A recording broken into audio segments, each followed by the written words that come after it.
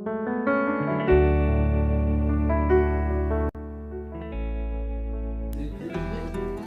anges qui chantent. Alors Rabbi Eliezer, il dit, ah ben voilà, au moment où les anges chantent, le premier groupe, eh ben on doit faire le schéma Israël. Eh oui, mais pas tout le monde est d'accord.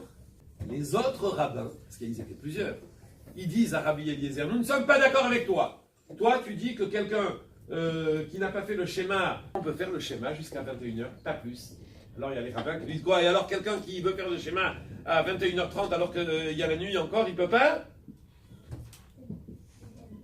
Alors les Chachamim me disent, ben oui, il peut. Et Rabbi Eliezer dit, non, il ne peut pas.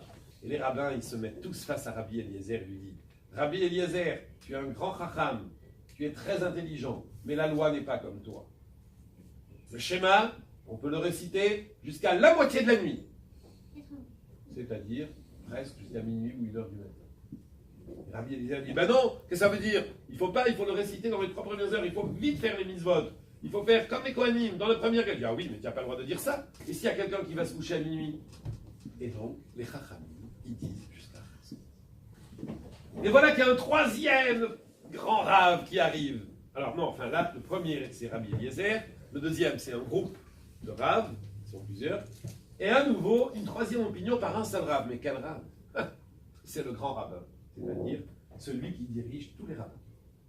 Il s'appelait Rabban Gamliel. Alors il regarde Rabbi Eliezer, lui dit, Rabbi Eliezer, je ne suis pas d'accord avec toi. Après il regarde les Chachamim et il leur dit, Chachamim, je ne suis pas d'accord avec vous. Et moi je vous dis qu'on peut réciter le schéma toute la nuit. Même jusqu'à 7h du matin. Jusqu'à 7h du matin? Mais oui.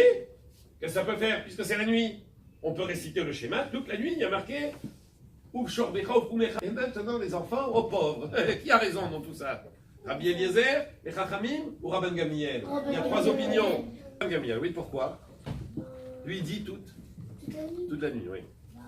Comme ça, si il se couche par exemple à 3h du matin, il peut l'attendre encore jusqu'à 7h du matin. Exact. Très bien. Il te dira oui. Tu dis la même chose maintenant.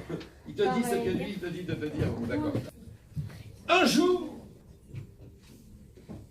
les enfants de Rabban Gamliel, donc ses enfants, c'est-à-dire il avait des garçons quoi, ses enfants, des jeunes gens, sont venus très très tard. Il était 2h ou 3h du matin.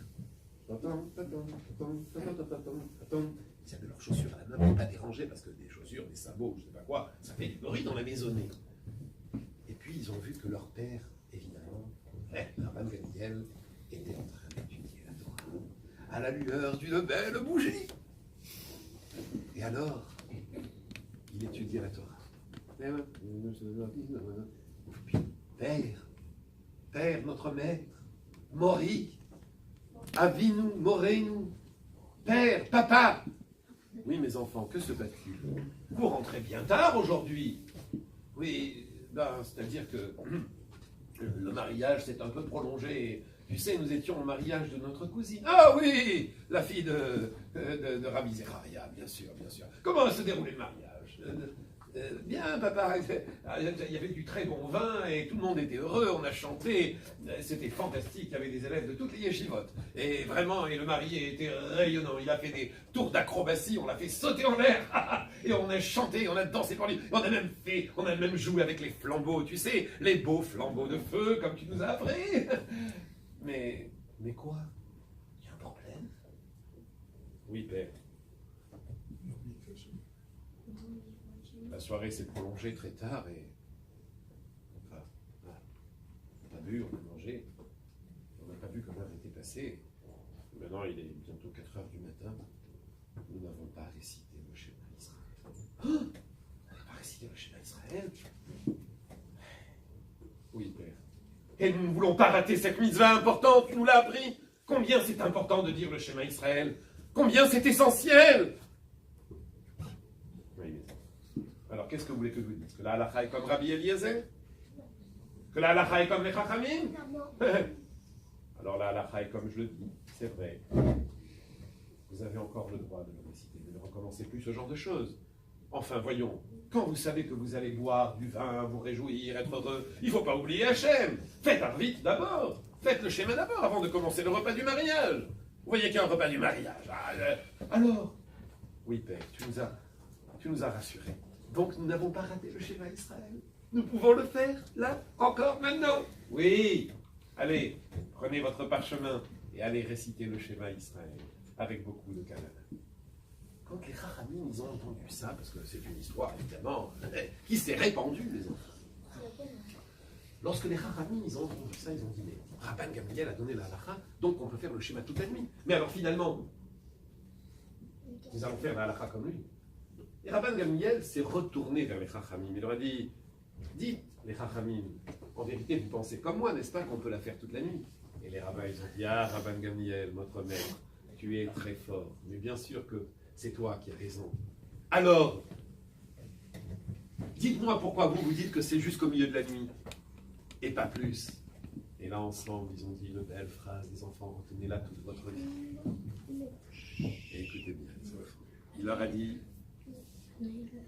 si effectivement on a dit qu'on ne pouvait pas le faire toute la nuit, c'est pour éloigner l'homme de la faute. En deux mots, qu'est-ce que ça veut dire? Comment tu oses retarder ton devoir vis-à-vis d'Hachem? Et même si tu as raison, c'est vrai, c'est toute la nuit qui fait nuit, donc on peut faire le schéma. Mais quoi, tu vas attendre jusqu'au dernier moment? Tu vas t'éclater, tu vas t'amuser, tu vas faire tout ce que tu veux, tu vas faire la noce, c'est le cas de le dire, c'est un mariage, hein? Et à un moment, je vais dire,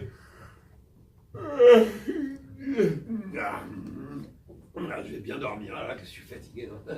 Et puis en plus, c'était bon. Oui, qu'est-ce que tu dis, Zébouloun?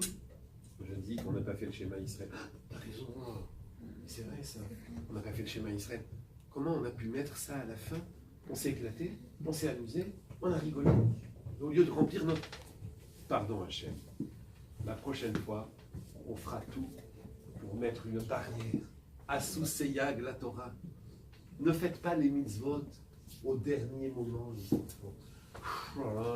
Par exemple, quelqu'un qui se met à table, il sait qu'il va manger du pain. Il n'a pas fait la netila. Au plein milieu du repas, il dit bon, je vais faire la netila. Et il se dirige vers le robinet. Non, mais ça va. Oh, mais tu sais que fais les mitzvot à temps. Fais les mitzvot au moment où elles se présentent à toi. Ne les rends pas chametz. Ben oui, une pâte. Elle peut être de la matzah, mais elle peut devenir du pain. Comment? Ben, tu la laisses gonfler, tout simplement. Et c'est une pâte qui sera drôlement gonflée. Hein. Ah ben c'est vrai. Alors il ne faut pas, on la travaille. Boum, bim, paf, boum. Et on va en faire de la matzah. Faites de vos mitzvot de jolis matzot. Wow. Oh, c'est beau. C'est bien dit, là. Merci. C'est fini.